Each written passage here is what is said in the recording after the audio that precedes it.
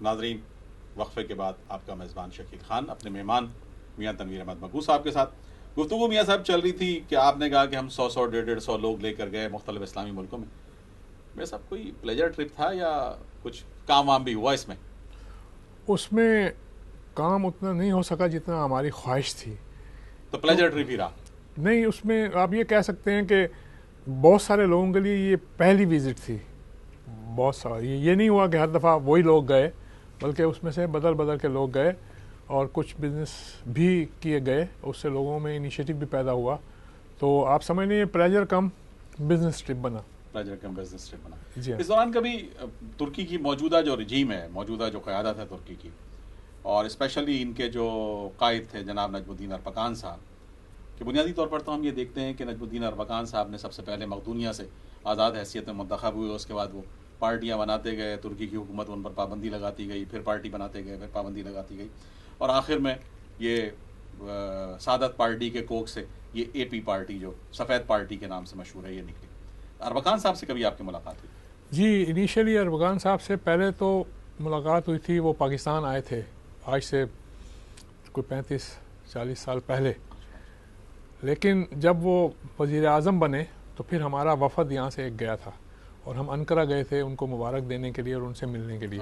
تو وہ ایک شارٹ وزٹ تھی، اس میں کوئی اور ڈسکس چیزیں نہیں ہوئیں، لیکن یہ ایک شو آف وہ تھا، دوستی کا اظہار. اور اس طرح سے یہاں میں چھوٹی سی ایک بات ایڈ کروں کہ پاکستان اور پاکستان کے لوگوں کی جو محبت اور عزت ترکی میں اور ترکی کے لوگوں میں ہے وہ دنیا کے کسی ملک میں نہیں ہے.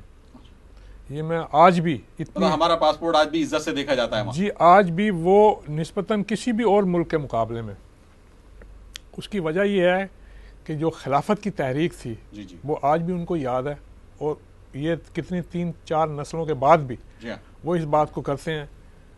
اور جب ان کو پتہ لگے کہ یہ پاکستان سے ہیں تو ان کا بہت اچھا اخلاق ہوتا ہے اور وہ کہتے ہیں ہم بھائی بھائی ہیں. نہ کہ ترکی میں بلکہ ترکی سے باہر بھی. میں آپ کو ایک مثال دوں گا. ہم سوئٹزرلینڈ میں تھے، میں اور میرے چچا، اور ایئرپورٹ سے ہم ہوٹل جا رہے تھے. تو جو ڈرائیور تھا، ٹیکسی ڈرائیور، راستے میں ایسی بات کرنے میں پتہ لگا کہ یہ ترک ہے. تو ہم نے اس کو سلام کیا، اس نے بھی سلام کیا، اور جب اس کو یہ پتہ لگا کہ یہ پاکستان سے ہیں تو بڑا خوش ہوا اور ہوٹل پہ چھوڑ کے اس نے ہم سے کرایہ نہیں لیا. کہنے لگا جی نہیں، میں نے کرایہ نہیں لینا. ہم نے کہا نہیں بھائی، یہ تو کرایہ تو تم نے لینا ہوا. کیوں؟ انہوں نے کہا نہیں، آپ میرے پاکستان کے بھائی ہیں، میں آپ سے کرایہ نہیں لوں گا.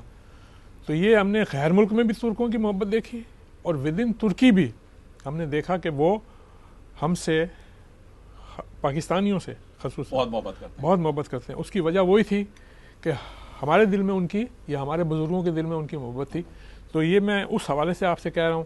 اسی طرح وہاں کی جو حکومت ہے، آپ دیکھ لیں جب آپ کا زلزلہ ہو یا آپ کے سیلاب ہوں، ان کا کیسا ریاکشن تھا. طیب اردگان یہاں آئے تھے، ان کی وائف کی آنکھوں میں آنسو تھے. ہمارے لیڈران کے آنکھوں میں ہم نے آنسو نہیں دیکھے، لیکن ان کے دلوں میں اس بات پہ تھا، اور انہوں نے کہا جی ہم ہر طرح سے مدد کریں گے. تو یہ میں اس لیے کہہ رہا ہوں کہ یہ ایک ہمارا وہ ہے آپس کا بندھن. اور اس کی بنیاد کیا ہے؟ اس کی بنیاد دین ہے. اس کی بنیاد ہمارا کلمہ ہے، اور وہ اس کو انہوں نے پکڑا ہوا ہے.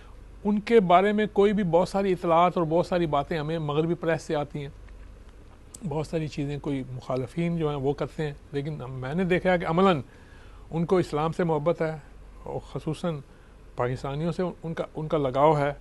اور اس سے بھی ہم کو ایک سمجھ لینی چاہیے، اور ان کے ساتھ اور زیادہ تعاون اور زیادہ اتفاق کرنا چاہیے کہ جہاں مل کے ہم چیزوں کو آگے بڑھائیں. دنیا بھر میں خصوصاً شرق اوسط میں بہت ساری تحریکیں جنم لے رہی ہیں. تیونس ہو، لیبیا ہو، الجزائر ہو، مصر ہو. یہ پچھلے چند مہینوں میں عجیب تبدیلیاں دنیا میں آئی ہیں. وہ تبدیلیاں مظاہروں کے ذریعے تبدیلیاں ہیں. الجزائر میں انتخابات کے ذریعے اسلامی حکومتوں کو نہیں آنے دیا گیا، لیکن ترکی میں اس کے بالکل برخلاف ہوا. ترکی میں انتخابات کے ذریعے اسلامی قوتیں اوپر آئیں. آپ کیا محسوس کرتے ہیں کہ کیا دنیا کے مختلف حصوں میں جہاں جہاں مسلمان ممالک ہیں اور اس طرح کی تحریکیں موجود ہیں، اسلامی تحریکیں موجود ہیں، کیا وہاں انتخابات کے ذریعے کسی تبدیلی کے آنے کا امکان موجود ہے؟ دیکھیے جی، یہ آپ اپنے یہاں دیکھ لیں، ہمارے یہاں بھی آرمی کا انفلوئنس کافی رہا ہے، ان ملکوں میں بھی آرمی اور ڈکٹیٹرز کا بڑا انفلوئنس رہا ہے. تو وہ جو ایک نظام رہا ہے نا، یہ اس کے خلاف جذبات ہیں، یہ اس کے خلاف لوگ چاہتے ہیں کہ وہ نظام پچھلا جو تھا وہ ہٹا دیا جائے. میرے خیال سے اس میں دین کے حوالے سے یا اس نظریے کے حوالے سے اتنی زیادہ اسٹرینتھ نہیں ہے، حالانکہ وہ قوتیں بھی اس میں ہیں، لیکن ہم جو دیکھتے ہیں پچھلے دہائیوں سے وہاں پر کیا حالات رہے ہیں، کس طرح سے لوگوں کا سوچ ہے، کیا سلسلہ ہے، وہ پھر وہی بات آ جاتی ہے جا کے کہ جو یقین بالغیب ہے وہ نہیں ہے، کم ہے بہت، اور یقین بالعین جو ہے وہ بہت زیادہ ہے. جب تک یقین بالغیب نہیں ہوگا تب تک دین کے حوالے سے لوگوں میں تبدیلی لانے کی کوشش مشکل ہے، وہ اس میں نہیں آئیں گی. آپ اگر حضور صلی اللہ علیہ وسلم کے زمانے میں دیکھیں تو یقین بالغیب پہ لوگ ایمان لائے تھے، حضور صلی اللہ علیہ وسلم کے کہنے پہ لائے تھے، انہوں نے کوئی چیز دیکھی نہیں تھی، اور جتنے لوگوں نے قربانیاں دیں اور جو بھی کیا تو وہ یقین بالغیب تھا. یقین بالغیب جو ہے وہ ایک ایسی قوت ہے کہ جو اس پہ یقین دلاتی ہے کہ اس میں آپ کی بہتری ہے، اور اس بہتری پہ یقین کرتے ہوئے آدمی عمل کرتا ہے. لیکن جب آپ یقین بالعین پہ چلے جاتے ہیں تو وہ اس کو سامنے اگر نظر نہیں آ رہی ہوتی تو اس پہ عمل کرنے کی طرف نہیں آتا. آج کے ہمارے مہمان میاں تنویر احمد مگو صاحب کے ساتھ ہماری گفتگو تھی، ترکی کے حوالے سے، دنیا بھر میں اسلامی تحریکوں کے حوالے سے، اور پاکستان بزنس فورم کے حوالے سے.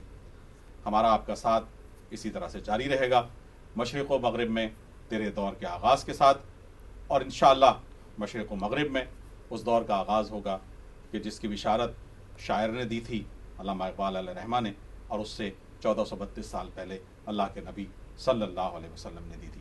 میاں صاحب آپ کا بہت بہت شکریہ.